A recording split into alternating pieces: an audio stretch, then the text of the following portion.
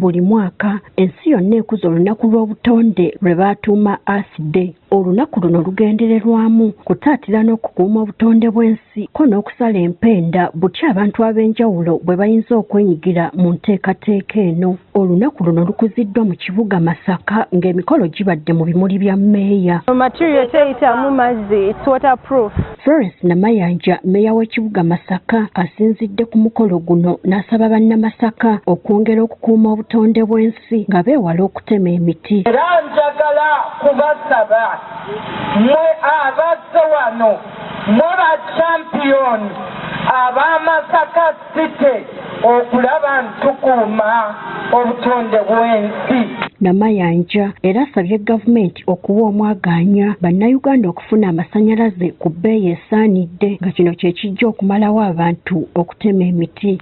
Call upon government to increase access and affordability to electricity to ensure clean energy and to ensure that there is sustainability for the future. Akulira abavubuka mu ssaza ly'e Masaka, Reverend Father Robert Sebadduka agamba nti nga Kereziya bakwongera okubuulira enjiri ku buzibu obuli mu kusaanyaawo obutonde bw'ensi. Omanyikika n'akasuka bwe bakasudde oba kabeera ngasudde tulina obutonde bw'ensi engeri gye mbukosaamu so tukuba okulaba nga tulwanirira obutonde bw'ensi. Ku mukolo guno era kubaddeko n'okwolesa ebimu ku bintu ebikoleddwa mu bintu ebisaanyaawo obutonde gamba ng'obucupa, cokolo, obuveera n'ebirala nga bino byakoleddwamu emikeeka, enkoofiira, ebikopo n'ebirala. N'okozesa ebipapula n'okolamu epaapaali lino bweri omwana mugamba paapaya real education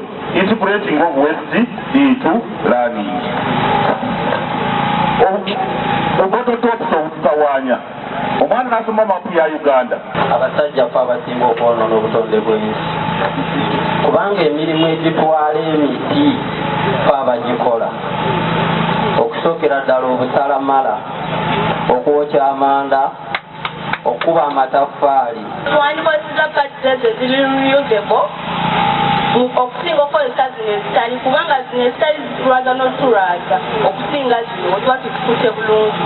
Mu kiseera kino enkyukakyuka y'obudde eviiriddeko n'eggwanga okugwirwa ebibamba gamba ng'amataba, ekyeya n'ebirala byonna byesigamizibwa mu kusaanyaawo obutonde bwansi ng'eno y'ensonga lwaki abantu ab'enjawulo beesoboddeyo okulaba nga babulwanirira. Gertrude Mutyaba, Agafeeyo ku Spark TV.